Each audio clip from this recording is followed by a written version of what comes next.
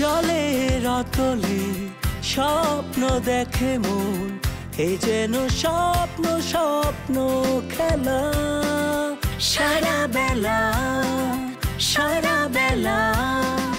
স্বপ্ন নদীতে ভেসে যায়, ফ্যামিলি ফ্যান্টাসি ভেলা।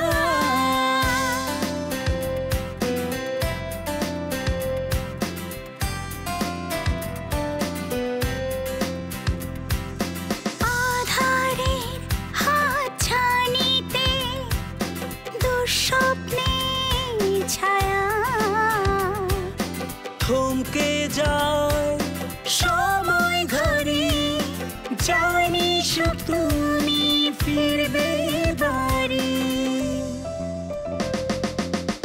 কাটে রাত কাটে দিন, নতুন রঙে মন রঙিন, ভালোবাসার অনিমেষ হাত ছানিতে স্বপ্নে বিভোর।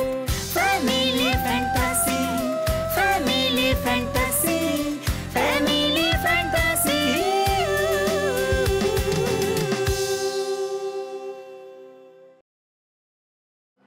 আচ্ছা, দীপা আজকে এসেছিল কেন জানিস? হ্যাঁ, লাবণী বলল ভাইয়াকে খুঁজতে এসেছিল, মানে ভাইয়া ওর ফোন ধরেনি তাই ভাইয়াকে ভয় দেখাতে এসেছিল। কিন্তু শাম মতো সে সময় অফিসে ছিল। সেটাই তো বুঝতে পারছি না। লাবণীর সাথে অনেক সময় ধরে আড্ডা দিয়েছে, কথা বলেছে, ফিস ফিস করে কি জানি আলাপও করছিল, কিন্তু লাবণী তো আমাকে সে সম্পর্কে কিছুই বলছে না।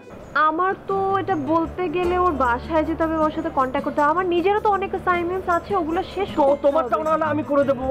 শুধু এবছর না, এর পরের বছর, তারপরের বছর। আর টিচার হলে তো কথাই নেই, তুমি আর অপসরার জন্য আমি আছি। হ্যাঁ হ্যাঁ ভাইয়া, তা তো বুঝতে পেরেছি, কিন্তু আমার না ওর অ্যাসাইনমেন্ট গুলো করতে হয়, তো আমার এতটা টাইম নেই। হ্যাঁ, চাইরা গেলাম মাটির পৃথিবী, জীবনে খেলায় হারাইলাম সবই, সবই সবই সবই, বুকে জমাট বাঁধায় অভিমান, কিনে ঠুরোই নিয়তের বিধান।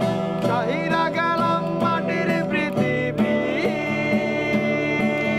জীবনে খেলায় হারাইলাম সবই, সবই সবই সবই, বুকে জমাট বাঁধায়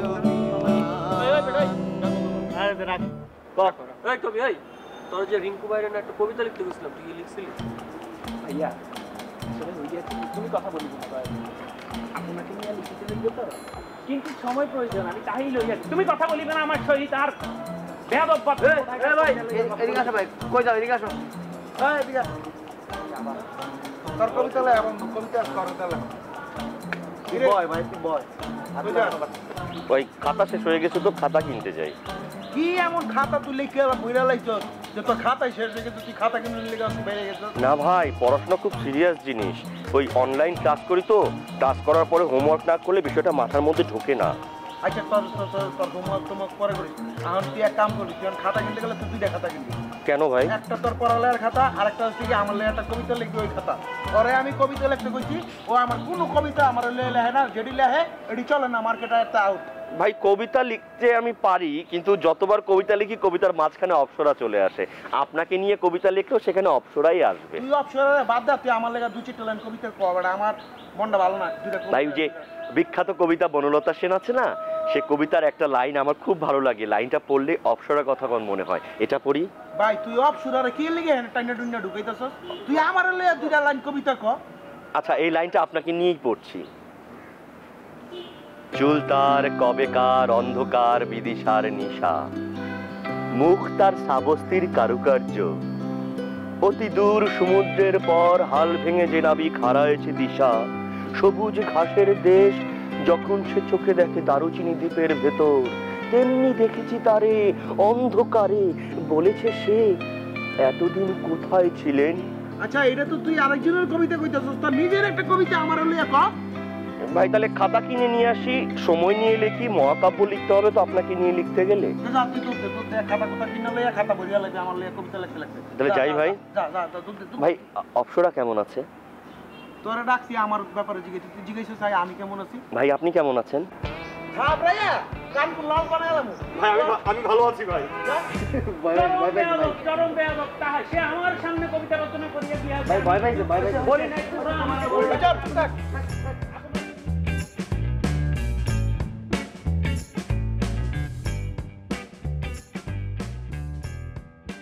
ভাইয়া কি করো?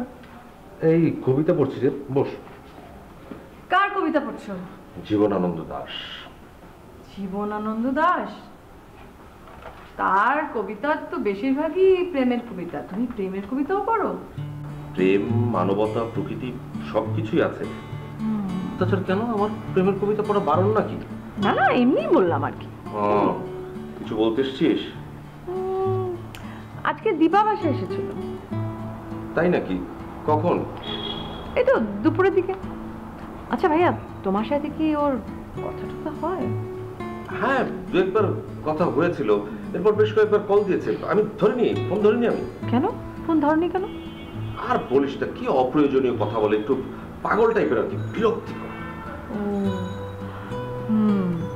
ওরা কি তোমার সাথে দেখা করার জন্য এসেছিল? আমার সাথে দেখা করতে মানে মানে আমার সাথে ওর কি কাজ? আর তখন তো আমি বাসায় ছিলাম না। হ্যাঁ, তুমি নাকি ওর ফোন ধরছো না, সেই কারণেই ও চলে এসেছে এবং বলে গেছে যে তুমি ফোন না ধরলে এরপর থেকে ও সবসময় বাসায় চলে আসবে। আর কি আশ্চর্য কথা, মহাবিপদ। মানে ও নিজেই কথা বলে গেছে? আমার সাথে তো দেখা হয়নি, খালামণি আর লাবণীর সাথে ওর দেখা হয়েছে, আর লাবণীকে এইসব কথা বলে গেছে। আরে কি সমস্যা? মানে অপ্সরা এই সমস্যাটা তৈরি করেছে। আচ্ছা, তুই অপ্সরাকে বলে দিবি দীপা। আচ্ছা ঠিক আছে, অপ্সরাকে বলার দরকার নেই, আমি বলে দেবো। তুমি বলে দিবে দীপাকে? কি বলবে ভাইয়া? বাদ দে তো। আর তোর কথা বল, এই ইরাজ নাকি আজ বেশ কয়েকবার কল দিয়েছিল, তুই ফোন রিসিভ করিসনি। সেই কথা আবার তুমি কিভাবে জানলে? ইরাজ আমাকে কল দিয়েছিল, ও নিজেই বলল। ওর নিজেরই তো কোনো ওয়েট নেই, এসব কথা আবার তোমাকে বলতে যায়? শোনো ভাইয়া, সে নিজে রাগ করে এখান থেকে চলে গেছে। আমি ওকে অনেকবার ফোন করছি, সে ফোন ধরেনি। তো থাকুক না, রাগ করে থাকুক, তা না এখন আবার নিজেই বেহায়ের মতো আমাকে ফোন করছে কেন? বেহায় হতে যাবে কেন? ওর হয়তো এখন একটু খারাপ লাগছে, মানে অনুশোচনা হচ্ছে। তুই একটা কল দিয়ে কথা বল। খারাপ লাগলে তো সেও দীপার মতো বাসায় চলে আসতো, শুধু ফোনের পর ফোন করতো না। মানে তুমি যখন দীপার ফোন ধরো না, তখন দীপারও অনেক খারাপ লাগে ভাইয়া। দীপা কিন্তু সত্যি সত্যি তোমাকে খুব পছন্দ করে। আরে তুই কি এসব কথা বলার জন্য এখানে এসেছিস? ভাইয়া, আমার অপসরার আমাদের দুজনেই দীপাকে খুব পছন্দ, আর তাছাড়া আমাদের দুজনকে কিন্তু বেশ মানাবে। শোন, দীপা আমাকে বলেছে যে তোরা দুই বোন মিলে দীপাকে পটিয়েছিস। ওরে বাবা, কে বলেছে? দীপা? তার মানে তো দীপার সাথে তোমার ভালোই কথাবার্তা হয়, মানে জল অনেক দূর গড়িয়ে গেছে। এই তুই যা তো, এখন খামখা বিরক্ত করিস না, মেজাজ খারাপ হচ্ছে কিন্তু। যা। আচ্ছা ঠিক আছে, যাচ্ছি। শোনো ভাইয়া, এই যে ফোন তো তোমার চোখের সামনেই আছে, যদি তোমাকে দীপা ফোন করে তাহলে কিন্তু ফোন ধরবে, কারণ দেখা গেল তুমি ফোন ধরলে না, কালকে আবার দীপা বাসায় এসে হাজির হলো, আর এখন তো বাসায় খালামণি আছে, তখন কিন্তু একটা বিপদ হয়ে যাবে। হ্যাঁ, নিজেকে সামলানোর জন্য ফোনটা ধরো, ওকে? তুই যাবি? আশ্চর্য মেয়ে তুই, দীপা। অপসরা কি ভেজালটার মধ্যে যে আমাকে ফেলেছে।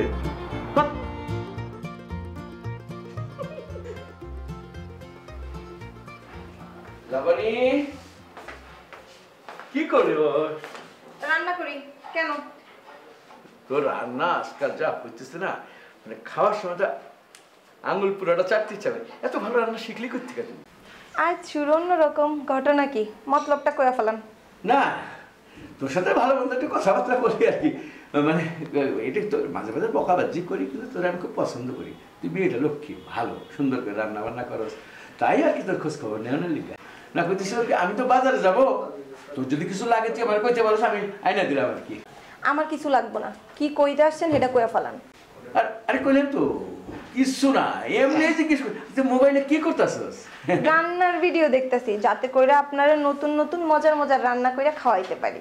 তা এখন যে রান্নাটা শিখতেছস, এই রান্নাটার নাম কি, মানে কি রান্না করতেছস? তেলাপোকার চচ্চড়ি। বাসার মধ্যে অনেক তেলাপোকা হয়েছে, আজকে রাত্রে এগুলারে সব ধরবো, ধরে কালকে সকালে তেলাপোকার চচ্চড়ি রান্না করব।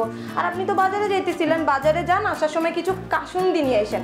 কাসুন্দি ছাড়া আবার তেলাপোকার চচ্চড়ি মজা লাগবে না। এই তো তুই একটা উল্টা পাল্টা কথাবার্তা বলছ না, এই জন্য তোর আমার মেজাজটা খটাং করে উঠে আছে, মনে হচ্ছে ঠাস করে থাওয়ার দিই। যাকে বাদ দে, কালকে নাকি শুনলাম দীপা ছিল, কি করলো? ও, এতক্ষণে আসল কথা আইলেন। এই কথাটা জিজ্ঞেবেন আগে বলবেন না, শুধু শুধু আমারে দিয়ে এতগুলো কথা বলাইলেন। আমি এমনিতেই বেশি কথা বলা একদম পছন্দ করি না। দীপা আসছি, আচার খাওয়াইছি, আর কি করব? এখন ওই আচার আছে, আপনি খাবেন? দিব আপনারে? আচার খাও না, তোর সাথে কথা করে তুই চ্যাটাং করে কথা কস না, মনে হয় পেটের ভাত আর বাইরে আসা পড়ে। একটু ভালো করে কথা হাইসা কথা তাহলে না তোর আচার খামো না। আচ্ছা শোন, দীপার সাথে কি কথা হয়েছে ঠিক করে কথা একটু। অনেক কথাই তো হইছে, মানে হয় কিনা আমাকে সম্পর্কে কার সম্পর্কে জিগাইলো, কি জিগাইলো, আমি আমার ব্যাপারে কিছু কইলো কিনা, আমি এখানে থাকি ব্যাপারে। প্রথমে আচার নিয়ে কথা হইছে, এই আচারটা অনেক ভালো হইছে, আচারটা কে বানাইছে, আমি আচার বানাইতে পারি কিনা, আচারটা বানাইতে কি লাগছে, ইত্যাদি এগুলো নিয়ে কথা হইছে। ও, আর কিছু কয়টা নাই? হ্যাঁ, আপনার নিয়েও কথা হয়েছে। এই যেমন আপনার বিয়ে হয় নাই কেন, প্রেম করে ছাকা টাকা খাইছেন কিনা, বিয়ে করার যদি কোনো সম্ভাবনা থাকে তাহলে দীপা আপার কাছে নাকি একটা পাত্রী আছে, পাত্রী নাকি স্কুলের হেডমাস্টার, বিয়ে হয়েছিল একবার, কোনো বাচ্চা টাচ্চা নাই, ডিভোর্স হয়ে গেছে। তো সবই ঠিক আছে, তো বললো যে পাত্রীর একটাই দোষ, পাত্রী নাকি খাটো, 4 ফুট। তা আমি আবার কইলাম যে 4 ফুট নিয়ে কি মামা কোলে কইরা বসে থাকবো? এত ছোট, এই জন্য তোর সাথে কথা বলতে এতক্ষণ তো ভালো বললি, পাত্রী একটা খবর দিস ছোট 4 ফুট, তোর সাথে কথা বলতে ইচ্ছা করে না, তুই একটা বাঁকা কথা কইবি। চাইছিলাম একটু আচার খাবো, তাও খাবো না, তোরটা তুই খা, যা।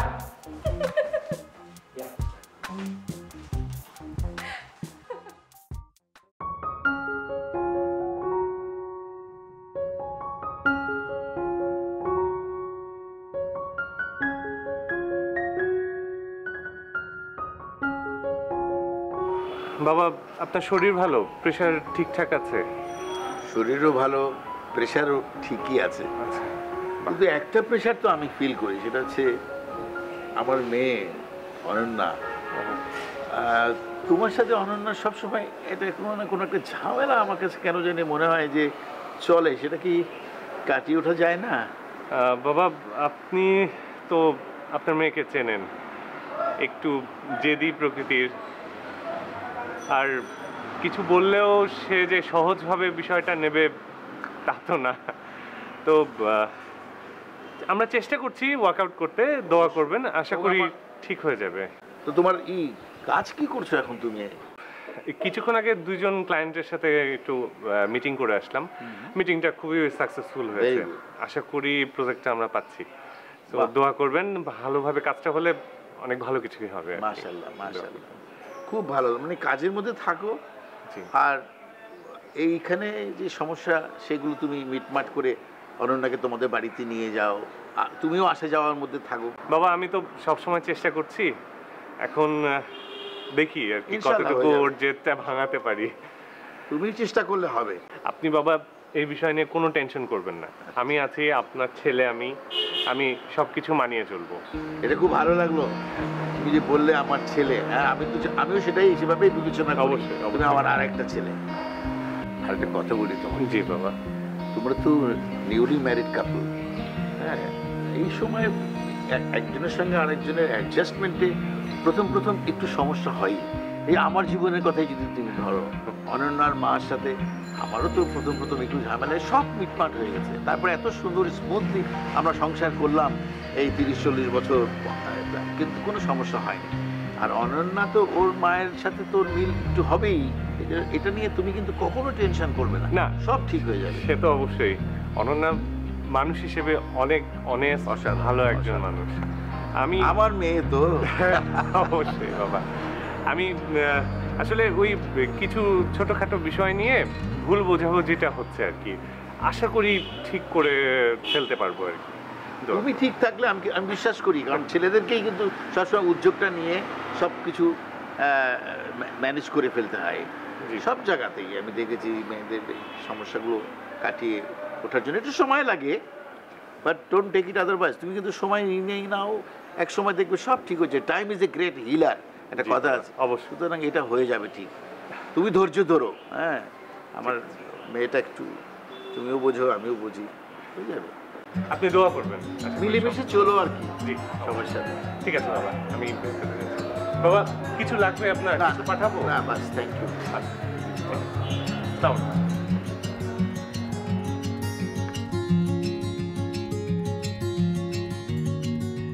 কিরে আচ্ছা তাহলে তোর স্বাধীন জীবন কেমন চলে? স্বাধীন জীবন মানে আমি কি পরাধীন নাকি? আরে বেটা, তোর বউর লগে যে তোর হাত ধরে রাখতো সবসময়, এটার কথা কইতেছি। এখন তো তোর বউ নাই, তোর বউ তো গেছে গা। শুনেন, উল্টা পাল্টা কথা কইেন না। বউ ধরে রাখতো মানে কি? বউ একটা মহব্বতের ধরা ধরে রাখতো। এখানে স্বাধীন পরাধীনতার কি আছে? আমি তো ভাই সবসময় স্বাধীন। শোন, তুই যে স্বাধীন আমি যা বুঝতে পারছি, আর এই তোর স্বাধীনতা অর্জনের লেগে কিন্তু তোর প্রচুর যুদ্ধ করতে হয়েছে, ঠিক আছে? যুদ্ধ করতে করতে করতে করতে যখন তুই পারস নাই গা, তখন তুই পলাই গেছিস গা। শুনেন রিঙ্কু ভাই, বিয়ে তো করেন নাই, আর কোনোদিন করতে পারবেন বললেও মনে হয় না। আপনি ভালোবাসার কি বুঝবেন? এই যে আমি এখানে বসে আছি, বউ কি আমার হাত ধরে রাখছে? রাখছে? রাখে নাই, কিন্তু ওর ভালোবাসার হাত ঠিকই আমার উপরে আছে। তার চেয়ে আপনি বরং পরাধীন। এই বেটা, তুই কি করতে চাস? আমার কি তোর পরাধীন মনে হয়? আমি হইছি এই পৃথিবীর সবচেয়ে স্বাধীন লোক, আমার যা ইচ্ছা আমি তা করি। শুনেন, আপনি আরিফিনের টাকা ফেরত দিতে পারতেছেন না, আর এই জন্য আরিফিন আপনার বাসায় যায় কি না, এই জন্য নিজের বাসায় আপনি যান না। আপনি শীত বস্ত্র বিতরণের জন্য টাকা উঠানোর চিন্তা করছিলেন, সেটাও পারতেছেন না। তো এইবার চিন্তা করে দেখেন, পরাধীন কে আর বন্দি জীবন কে করতেছে? এই বেটা, আমি কি কইছি না যে তোকে টাকা তুলতে? আমি তো কইছি যে তোরা টাকা তুল, মামায় তো করে লিড দিব, আর মালপত্র আমি কিনা দিব। আসলাম ভাই, আপনার হাতে টাকা দিতে মানা করছি। যতদিন না আপনি আরিফিনের টাকা পরিশোধ করছেন, হ্যাঁ, ততদিন আপনার ক্ষমতা ধীরে ধীরে দুর্বল হয়ে যাচ্ছে। আপনার সাথে এলাকার কোনো পোলাপান থাকতেছে না। ও, তার মানে কি লিডিংটা তুই দিতে আসছিস? না না, আমি দেই না, আমি আপনার দলেই আছি, কিন্তু আপনার বিরুদ্ধে সবাই একদল হয়ে যাবে। হুন আক্কাসলি, তোর একটা কথা কই, তোর বউ যখন ঢাকা এলো, তোর কোনো থাকার জায়গা নাই, খাওয়া দাওয়া নাই, আমি রিঙ্কু ব্যবস্থা করে দিছি, আর তুই এই প্রতিদান দিলি। ঠিক আছে, আমার বিরুদ্ধে তুই গ্রুপিং করতেছস, কর, দেখি তুই কত দূর যাইতে পারস। ভালো মানুষ হইতে গেলে লিডার হইতে হয় না, এমনিতে সব মানুষ তার সাথে থাকে। আর খারাপ মানুষ হইলে কোনো লোকই তার পাশে থাকে না, একসময় দুধের মাছের মতো সব ফুস। আক্কাসলি, তুই কি আমার জ্ঞান দিতে আসছস? হ্যাঁ, তুই নিজেই তো গ্রামের টাকা পয়সা মাইরা তুই ঢাকায় তুই পলায় রইছস, আর তুই আমার দাস জ্ঞান না, বহুত হিগালাইছস। টাকা মারছে এগুলি কারা কইছে? আমার বউ আপনারা কইছে? আরে ভাই শুনেন, আমরা কারো টাকা মারি নাই, আমরা বিদেশ পাঠানোর জন্য কতগুলি লোক জড়ো করছিলাম, একটা দালালের টাকা দিছিলাম, বলতে পারেন যে দালালের খুব পরে পড়ছি, তো অসুবিধা তো নাই। আসলাম ভাই সব টাকা ম্যানেজ করছে, সব টাকা দিয়ে দিব, কোনো অসুবিধা নেই। তাড়াতাড়ি ম্যানেজ করতে কও, আমি শুনছি মামলা হইতেছে তোমার নামে, বুঝছো? মামলা হইলে কোনো কুল কিনারা খুঁজে পাইবা না। শুনেন ভাই, কত কথাই তো শোনা যায়, বুঝছেন না? ওইগুলি নিয়ে নাই, আমরা মানুষের টাকা দিয়ে দিব, ঝামেলা শেষ। ঠিক আছে, এটা তক ব্যাপার, তোরা দেখ তোরা কি করবি। হ্যাঁ, আমি চাই না যে তোরা কোনো মামলা টামলায় পড়। না, কি এর মামলা? মানুষ টাকা পাই তো টাকা দিয়ে দিব, মামলা টামলার কি আছে? আর এমনি কত মানুষ কত কথা বলে, সব কি মামলা হয় নাকি? মামলার কি আছে? ঠিক আছে, এটা তক ব্যাপার ভাই, আমার আর কোনো লাভ নেই। Thank you.